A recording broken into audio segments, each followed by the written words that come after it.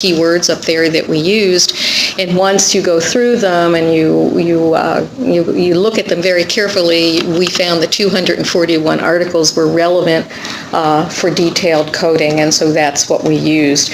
We looked at articles from 28 U.S. newspapers, from 10 UK newspapers, from the Associated Press and the United Press International Wire Services, and we used the wire services as surrogates for the smaller newspapers and for radio and television stations. Again, smaller radio and television stations because they frequently will pick up science news from these wire services. And so that's the database that we worked with. I should say that we had a good intercoder reliability, particularly in the later years of about 96%. Had a little trouble at the beginning getting it going, and that was at 86%, and then worked things out. So we're at now 96% on intercoder reliabilities. Okay, so in front of you, hopefully you can read this chart. You can see the number of nanotech risk articles, the total number in general from 2000 to 2006, and it's 163 U.S. and 78 U.K. And you can see the U.S. has, from 2003, steadily increased, and the U.K. was increased a little bit. Had its highest point was in 2004, dropped off in 2005, has come back a little bit in 2006. But the more intriguing thing about this is that this is a very small number of articles for 7 years worth of coverage. Okay, and later on I'll give you some numbers of the positive coverage, and you'll see that there's not a great deal here. The main sources of news were for the United States, United Press International, the wire service, which is kind of interesting. It ran a weekly column called Nano World for quite a long time, written by a science writer. And then the Washington Post, the New York Times, the San Francisco Chronicle, Houston Chronicle were the leading newspapers there. And in England, the Guardian, the Financial Times, and the Independent were the leading newspapers there.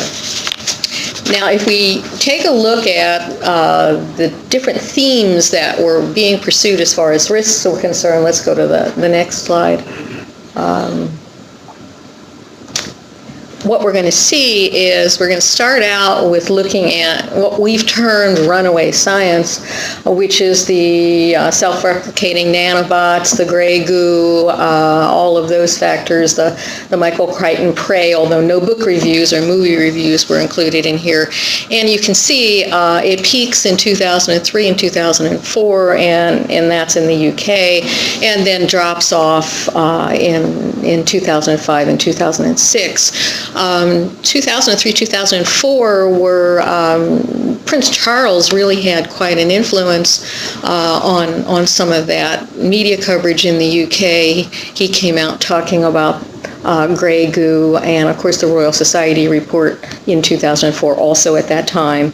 But this was where you would have gotten any coverage of Eric Drexler and Engines of Creation and Crichton's Prey and Bill Joyce article in Wired magazine.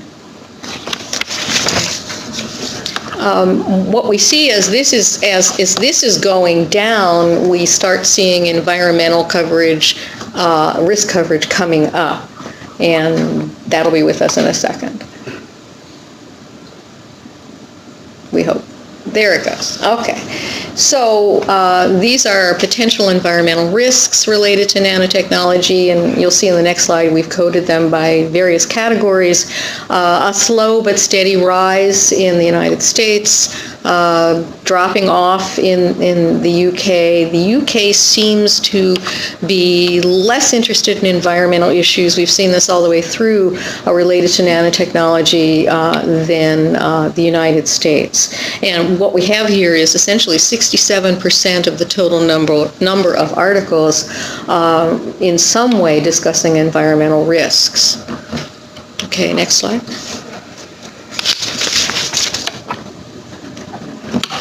Now, I don't know whether you can see all of these little categories. We actually have many more categories than these, but we've tried to kind of put some of them together. The one at the bottom is the one that is essentially, there's an environmental risk and we're concerned about it, so we've called it a non-specified environmental risk. And then we have small categories with not much breaking out: water sources and species and wildlife in the United States. But not much else at this point. We think, again, a lot of these discussions are based on toxicological studies that may be covered in the media, and as more of these tox studies come out, we'll see more breaking into categories rather than the non-specified environmental risk.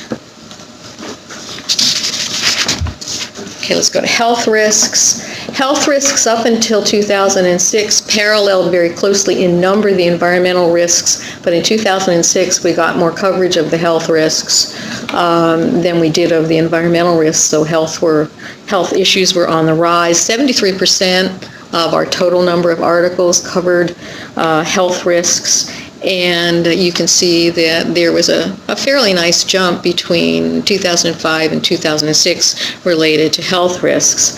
And so much of what we've got for the UK in 2004 is from reactions to the Royal Society report and the report itself, and then that drops off as well.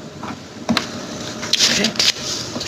The categories for the health risks are a little better in specificity than the environmental ones, although we still have this business of, well, there might be a health risks, and so that's the non-specified health risks. The two categories above none, brains and lungs, are related to studies that got a lot of publicity, the Oberdurster studies, fish studies, and we do see skin starting to emerge in at least the UK as an area of interest that is being written about more, and of course that's related to cosmetics and sunscreens. So it will be interesting to see if that continues and if it starts picking up in the United States as well as in the United Kingdom. Now, I don't have slides of these, but since I was listening to some of the discussion yesterday, I thought I'd throw in a little bit of information about what we do have on scientific uncertainty, and that is it is covered fairly heavily, or at least mentioned heavily in quite a number of stories. That more than 50% of the stories in each of the countries had some variation on the theme about talking about uncertainty, and the most popular statement was little was known about the risks or hazards. So that's certainly getting into the articles. It's being transmitted by the journalists. How it's being received, I have no idea, but it's not like the journalists are ignoring the whole uncertainty issue.